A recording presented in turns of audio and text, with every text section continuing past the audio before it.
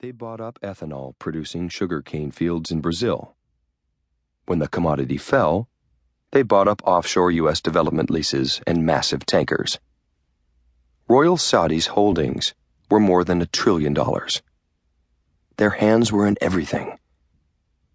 In times of crisis, they had even been called on to prop up many national treasuries around the world. He and Shira had met in the U.S. while he was at Reynolds, and she, a daughter of a prominent law professor from Beirut, was studying economics at Columbia. They had been married for 12 years. The job had given him ease, most would say luxury, and over time they had acquired many Western ways. They had a flat on the Côte d'Azur, a penthouse in the Trump Tower on Fifth Avenue in New York. They took the family skiing at Gstaad and Aspen. Gary and Amir were enrolled in the finest schools. His only regret was that, to appease the royal family's wishes, his wife had had to give up her own career to raise her family.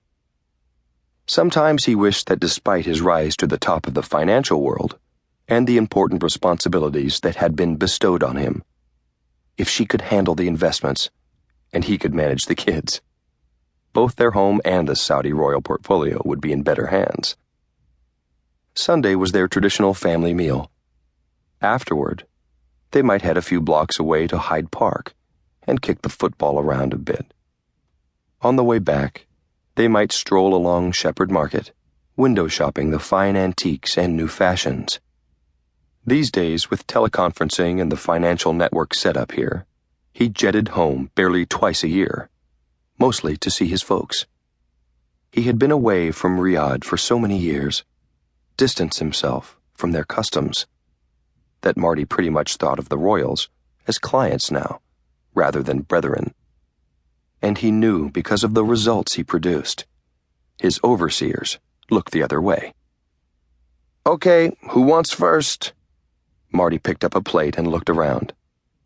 "The cook," he said proudly, and spooned some of the stewed lamb over the yogurt and bread and handed it to his wife, serving her first in the Western way.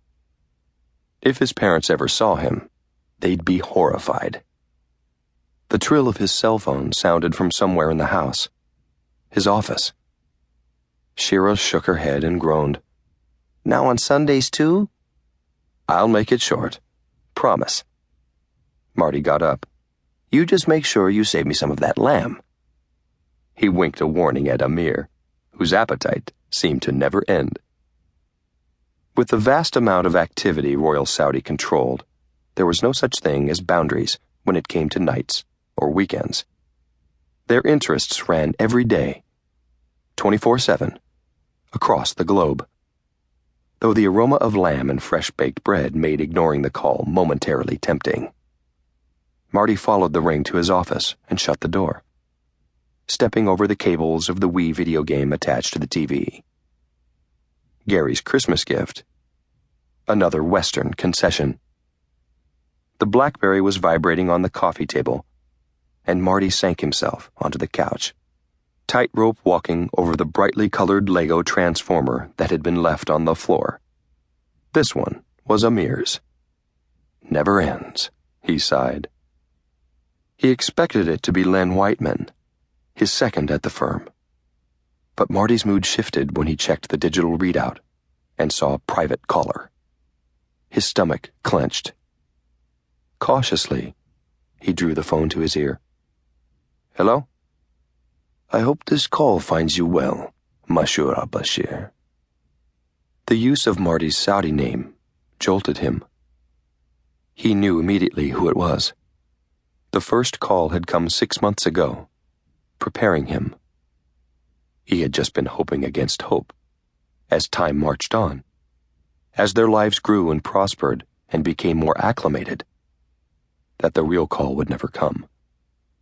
"I am well," Marty replied, his throat dry, returning the greeting in Arabic.